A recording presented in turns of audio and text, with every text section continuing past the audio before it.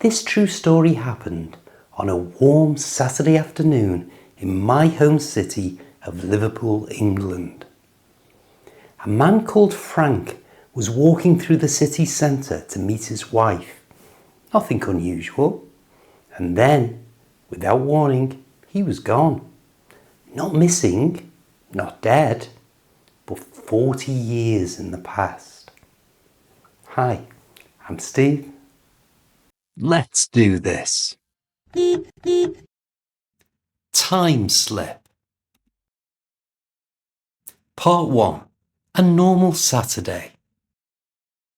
Back in the summer of 1996, so really not that long ago, Frank and his wife, Carol, decided to make a day of it in Liverpool city centre. Bowl Street was packed, as it usually is on a Saturday afternoon. People wandered in and out of cafes and shops, and it was one of those rare, warm days in England where the whole city seemed full of life. Carol wanted to pop into a bookshop because she was after a copy of Trainspotting, which had recently been made into a very popular film. Frank fancied a browse round one of the nearby record shops, so they agreed to split up for half an hour and meet back at the bookshop. Completely ordinary. Nothing felt unusual at all. Frank spent a while in his favourite music shop, flicking through CDs, found a couple he liked, paid up, and headed back to meet his wife. And that's when things started to become peculiar. Part 2. The Dead Spot. As Frank approached the Lyceum building, which was opposite the bookshop where he was due to meet his wife, something strange suddenly happened. Later he described it as walking into a dead spot. The noise of the city completely disappeared. 1 second he could hear the hum of traffic, music, people talking. The next second there was absolute silence. Not quieter, not distant, nothing. Frank slowed down and looked around, trying to work out what was going on. Had he gone deaf? But before he had time to think about it, a small van came rattling around the corner towards him. It nearly knocked him clean off his feet. Frank jumped back as the driver beeped his horn and sped past. But it wasn't just the near miss that shocked him. It was the van itself. It looked ancient. Not just old, really old-fashioned. The sort of vehicle you'd expect to see in a museum or an old black and white film. Frank turned to watch it disappear up the street. Painted on the side were the words, Kaplan's. This name meant nothing to him. Looking down, he saw the modern tarmac road had changed. In its place were old cobblestones stretching across the street. At first, Frank thought he must be mistaken, but when he looked around properly, he realised something was very wrong. The buildings were the same, but the people were not. The men wore long dark overcoats and old-fashioned hats. The women had neat hairstyles, gloves and handbags tucked under their arms. Everybody looked like they'd stepped out of an old photograph. And yet nobody seemed remotely surprised to see Frank standing there in his modern clothes, completely stunned. Then he glanced across the road towards the bookshop where he was supposed to be meeting Carol, and his stomach lurched. The bookshop had disappeared. Part 3.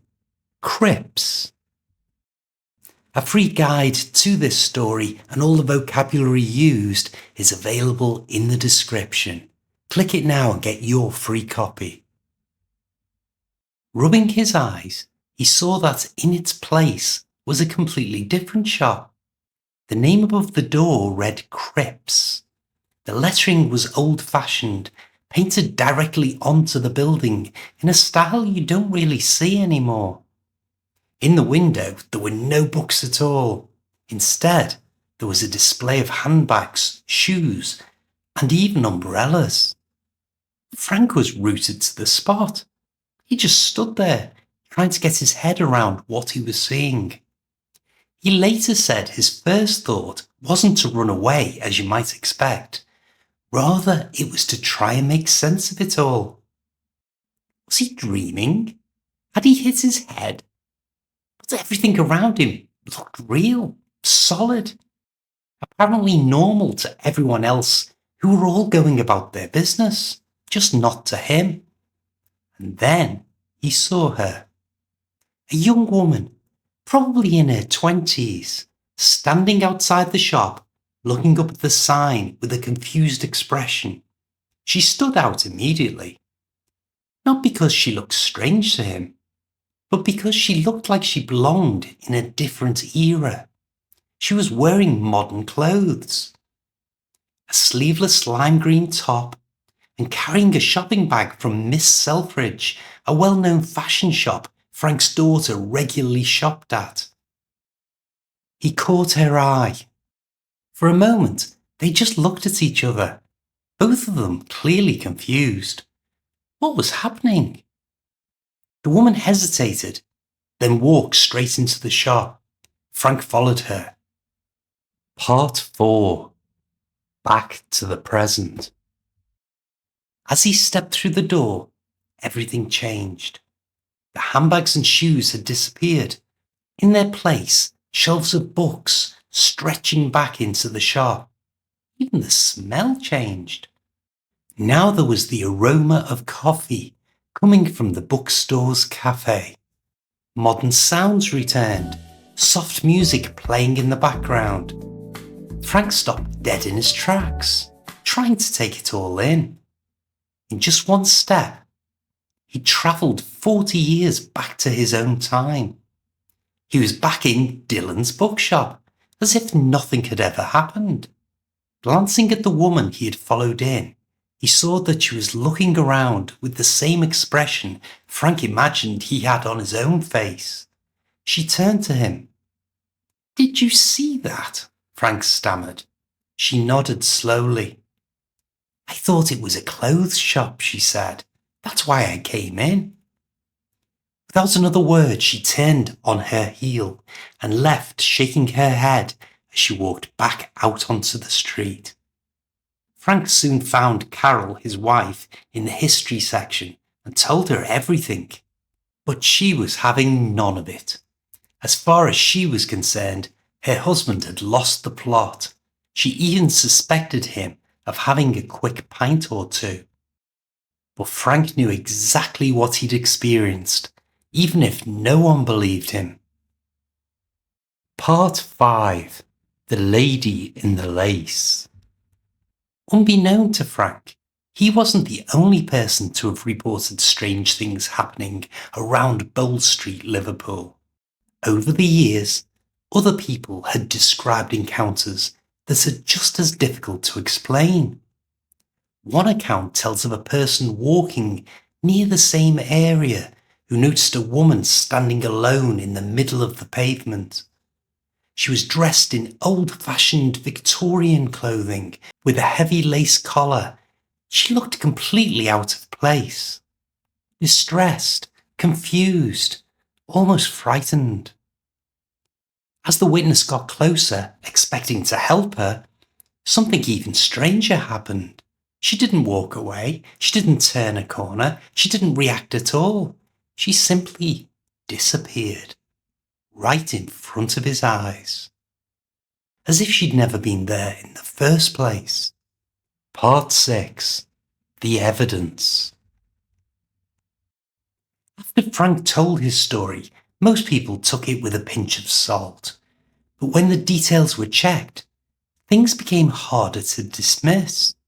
There really had been a business called Kaplan's in Liverpool city centre. That's the same name Frank had seen painted on the side of that old man. It was a local firm that had operated in the 1950s and early 60s. It was long gone by 1996, but it had definitely existed. And then there was Cripps. That building had a long history, originally owned by a man called John Cripps, who ran a clothing business trading under that name, exactly where Frank described it. When the story was later discussed on local radio, listeners began phoning in, one after the other, confirming the same thing. Yes, Kaplan's had been real. Yes, Cripps had been on Bold Street. Some people even remembered shopping there themselves. Frank wasn't surprised. He never changed a single detail of his account, not once. Bold Street is still there today, still full of people going about their business. Most of them walk along it without thinking twice.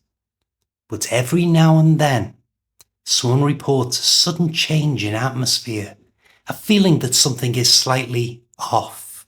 It only lasts a moment and then it's gone. Just a feeling that doesn't quite seem right. And that's where Frank's story sits, somewhere between what we understand and what we don't. To learn more real natural English and take a walk down that very same spooky street, click this video and I'll see you there.